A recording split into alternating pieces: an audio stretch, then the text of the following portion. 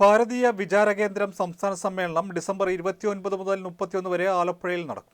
December 29-ന് brothers tourist ഹോമിൽ നടക്കുന്ന പ്രതിനിധി സമ്മേളനം വിചാരകേന്ദ്രം ഡയറക്ടർ ആർ സഞ്ജയൻ ഉദ്ഘാടനം ചെയ്യും. 30-ാം തീയതി ഉടുപ്പി ശ്രീകൃഷ്ണ ക്ഷേത്ര ഹാളിൽ ആരംഭിക്കുന്ന ഉദ്ഘാടന സഭ Paschimbangal governor doctor CB Ananda Bose ഉദ്ഘാടനം ചെയ്യും. സംസ്ഥാനത്തെ എല്ലാ ജില്ലകളിൽ നിന്നുമായി 380 പ്രതിനിധികൾ സമ്മേളനത്തിൽ പങ്കെടുക്കും. കേരളത്തിന്റെ മുൻ DGP doctor Jacob Thomas, IPS KP Somarajan എന്നിവർ ചർച്ചയിൽ പങ്കെടുക്കും. സമ്മേളനത്തിന്റെ ഭാഗമായി വേലകളി, ചാക്യാർകൂത്ത്, പാടകം തുടങ്ങിയ സാംസ്കാരിക പരിപാടികളും സംഘടിപ്പിക്കുന്നുണ്ട്. വാർത്താസമ്മേളനത്തിൽ Vicharakendram general secretary KC Sudheer Babu, ജില്ലാ കാര്യാധ്യക്ഷ ഡോക്ടർ R രാജലക്ഷ്മി, ജില്ലാ സെക്രട്ടറി V Vinukumar, media convener J Mahadevan എന്നിവർ പങ്കെടുത്തു.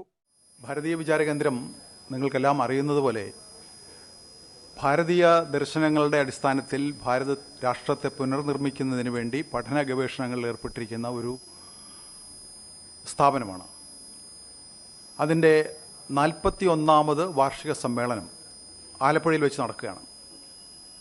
ചേർത്തല മുഹമ്മ ദേശക്കാരനായ മാന്യ P പരമേശ്വരനാണ് ഇതിൻ്റെ സ്ഥാപകൻ. രാഷ്ട്രം പത്മവിഭൂഷൺ നൽകി അദ്ദേഹത്തെ ആദരിക്കുകയുണ്ടായ കാര്യം നിങ്ങൾക്ക് എല്ലാവർക്കും അറിയാം.